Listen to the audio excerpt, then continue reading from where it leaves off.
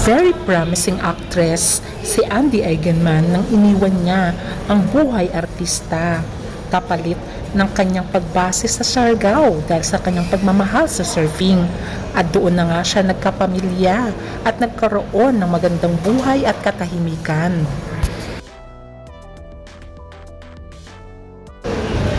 Dahil sa kanyang pamamalagi sa Siargao ay dito niya nakita ang kanyang partner na walang iba kundi si Philmar Alipayo ng isang sikat at professional surfer ng Pilipinas. Dahil sa hilig nga ni Andy sa surfing, ay ang nagturo sa kanya ay walang iba kundi si Philmar Alipayo until na-develop ang kanilang feelings sa isa't isa.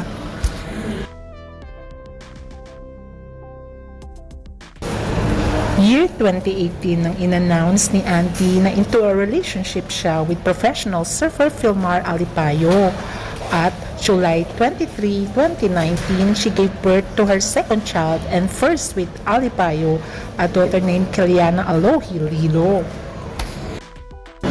In August 2020, she announced again na pregnant siya sa third child and second with Philmar na isang baby boy.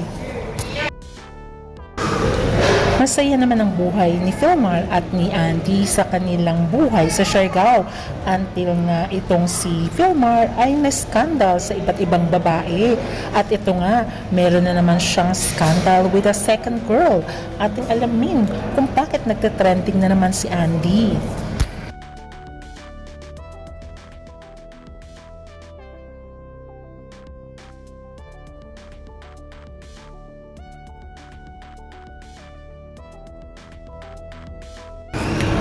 Bago pa namuhay sa Siargao, si Andy Eigenman ay isa siya sa pinasikat na aktres ng ABS-CBN.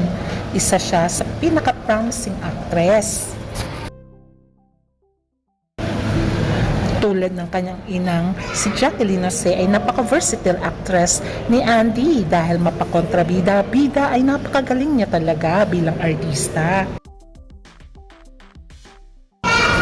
Siyempre, saan ba magmamana si Andy kundi sa kanyang premyadong ina na si Jacqueline Jose na nagkaroon na rin ng award internationally at ang kanyang amang si late Mark Hill na kilala rin bilang magaling na artista at sa angkantin ng mga artista galing si Andy. Kaya no wonder ay napakagaling niyang artista, ganun din ang kanyang mga pinsan. Until naglaylo nga ito si Andy dahil nagkaroon siya ng anak kay Jake Ejercito na anak ni President Joseph Estrada at pinangalanan nga niyang Adriana Gabriel Ellie Eigenman via cesarean section. Inamin naman ni Andy na napakabuting ama ni Jake Ejercito kahit na hiwalay sila ay napaka-supportive pa rin ito sa kanya. Until mapadpad nga si Andy sa isla ng Siargao, ay doon niya nga na-meet ang professional surfer Philmar Alipayo. Noong time na yun ay single na si Andy. Samantalang si Philmar ay may anak siya sa isang foreigner at siya naman ay single that time. Tulad nga ng sinabi ni Andy, nagka-developan sila ng professional surfer na si Philmar Alipayo. At dito nga, nag-decide silang bumuo ng pamilya at nagkaroon nga sila ng 2 anak. At nagkaroon din sila ng mga negosyo sa Siargao, kung saan ay dito na talaga nanirahan si Andy at iniwan niya na ng tuluyan ang showbiz. Pero sa kabila ng lahat ay nagkaroon ng problema sa pamamagitan ng kanyang partner na si Philmar dahil nagkaroon ito ng mga cheating scandal. Last year ay nagkaroon ng cheating scandal si Philmar. Last year ay nag-viral ang isang video kung saan ay may kasama si Philmar na isang babae at sila ay nag-uusap nito. At sabi nga lasing nga si Philmar, nakipag-usap lang siya. Siyempre kapag lasing nakikipag-usap, then wala, uwi. Sabi pa nga ni Philmar. At inamin ko naman yun kay Andy. At sabi nga ni Philmar ay kahit naman lasing ako, syempre alam ko pa rin naman ang ginagawa ko at alam ko ang limitasyon ko. at alam naman ni Andy yun. Natawa lang si Andy nang na-upload ang video dahil ang nag-upload kundi ang babae ding nasa mismong video. Kaya nga nang nakita namin yung video, inignore lang namin noon at natawa nga kami pareho. Ngek, then I looked at him, what is this? And then I ignored it at parang tumawa lang siya. Pinagtatawanan lang namin. What bothered me is finding out that it was done on purpose. That the person in the video was the one that posted it. Namatay din ang issue na ito dahil ang sabi ng mga netizens ay papansin lang ang babae, gusto lang yata makilala, kaya kung ano-ano ang pinopost niya, kahit wala naman ibig sabihin yun. Nang nangyari ay tuloy pa rin ang buhay ni Andy at ni Philmar kasama ang kanilang mga anak at going strong pa rin ang kanilang relasyon. Actually, engaged na sila since 2020.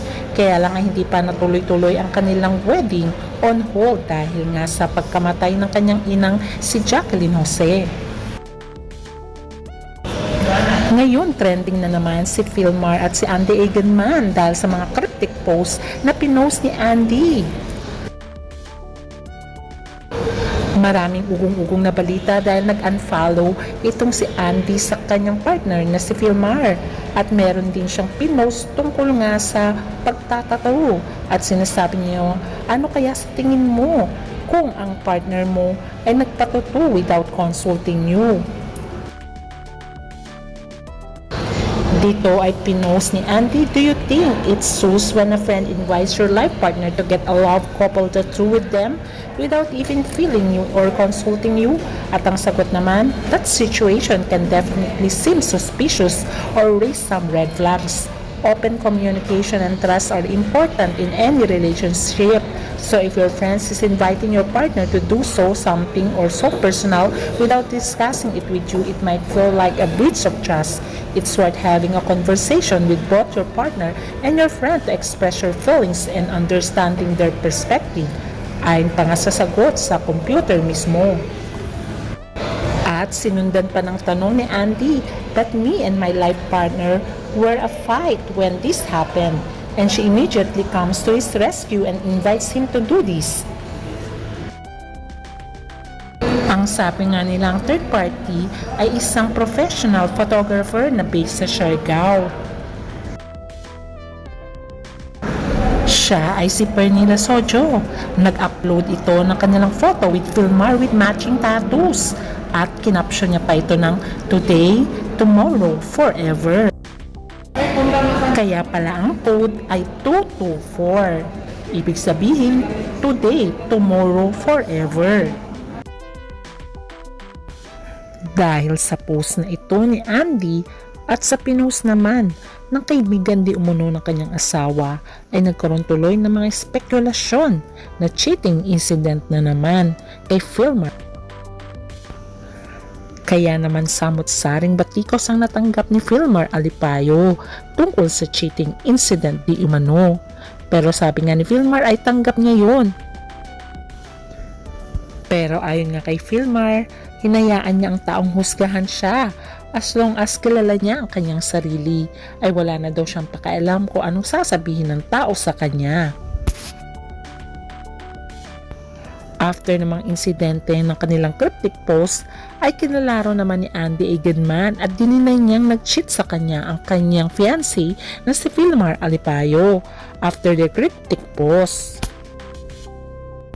Nito lamang ay sinabi nga niya at kinlarify niya that her earliest post, which included a reference to a wolf in sheep's clothing, is about a woman who she claimed has been urging Alipayo to break up with her whenever the couple had a fight. Inamin din ni Andy na the same woman also convinced Alipayo to get matching tattoos with her. At ito na nga yung pinost ng di umanong third party ang 224. Ibig sabihin ng 224 ay today, tomorrow, and forever. Kaya naman ang tinutukoy niyang friend of the couple got similar 224 tattoos with Alipayo posted sa Instagram with the caption today, tomorrow, and forever. More than a decade of being my little bro and one of my greatest blessings. Ito ang post ng kanyang di umanong friend na ngayon ay nag-deactivate na ng kanyang Instagram account dahil sa pambabas sa kanya. Sinabi din ni Andy na I'm fully aware that my husband never cheated on me with this girl. I'm always around when they are together, ayon pa nga sa kanya. I posted because this person betrayed me. Yung di umanong kaibigan nila, encouraged my husband to break up with me during every fight, even when I also tell my side of the story to her.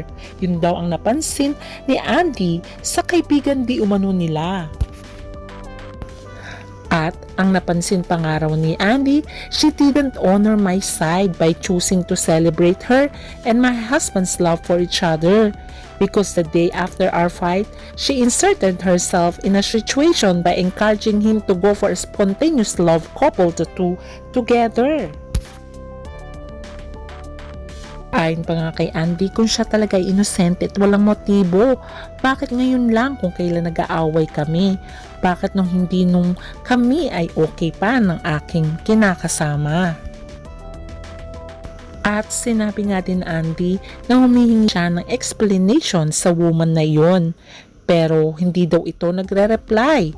Kaya naman, I was hurt that my husband didn't think this would bother me. I'm not being dumb and ignoring that. But post was to just show that no normal person with good intention would think it's okay for a friend to encourage someone else's husband to do this without considering the partner's feelings. Ayon pa kay Andy. At sinabi pa nga niya, especially after I told her that even if we are in a bad fight, I would always want and choose to be okay with my husband because he is my family.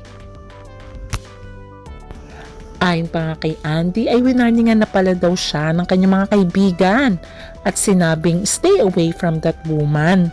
Pero hindi siya nakinig kasi may mga red flags na pala silang nakikita tungkol dito. Ayon pa nga kay Andy, I have seen the red flags but chose to look beyond it since she was already a friend before I came into the picture. Was shy to call it out to my partner. Now I realize setting boundaries in a relationship doesn't make it toxic. Ayon pa sa kanya. Ano sa tingin nyo?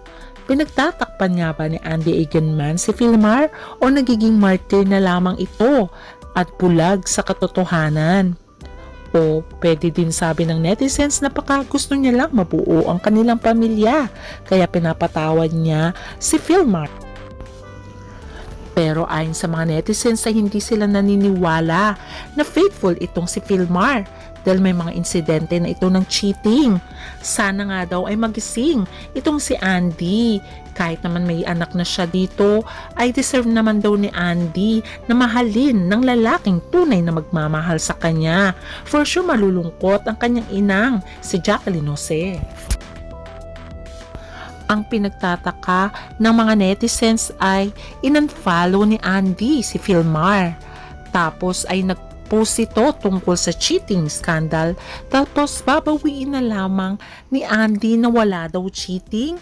Kaya naman nagtataka ang mga netizens bakit pilit na pinagtatakpan ni Andy itong si Philmar. Obvious naman nakagustuhan din ng lalaki ang mag-cheat. At bakit the same pa ng code? Yung babae na third party na 224 ay ganun din yun na kay Philmar na ibig sabihin pala nun ay today, tomorrow, and forever. Kahit sino namang partner ay talagang magdududa dito. Bakit ganun na lang ka-special ang babaeng ito? At anong ibig sabihin ng mga tattoo nilang yon ay meron silang relasyon? Ang tinutukoy nga ni Andy na third party at dapat din niya pinagkatiwalaan ay matagal ng kaibigan ni Philmar na si Pernilla Sojo. At ito rin ang nagpost sa Instagram account nito ang tungkol sa kanilang tattoo na today, tomorrow, and forever. Pero ito ay nag-deactivated na nang mag-post si Andy. Pero sabi nga ng mga netizens na observe nila na Bakit nagagalit lang daw si Andy sa kaibigan ni Philmar? Kagustuhan din naman ng kanyang partner na magpatato tulad ng babaeng yon. Kasi kung gusto niya naman na hindian iyon ay kaya niya namang gawin. Pero ano tong ginawa ni Philmar? Nagpatato rin siya katulad ng tattoo ng third party. What do you think? Dapat nga ba na hiwalayan na ni Andy si Philmar? Comment down your thoughts. Naniniwala pa kayo na martyr si Andy Eigenman? O ayaw niya lang talaga na maging magulo ang kanyang pamilya at nais niyang mabuo pa rin ang kanyang pamilya alang-alang sa kanyang mga anak, kaya kaya niyang lunukin kahit ang cheating incident ng kanyang kapartner? Pero sa bandang huli, ang mga netizens ay wini-wish pa rin nila na sana maayos lahat tungkol kay Philmar Andy alang-alang sa kanilang pamilya. Kaya abangan na lang natin. Bye!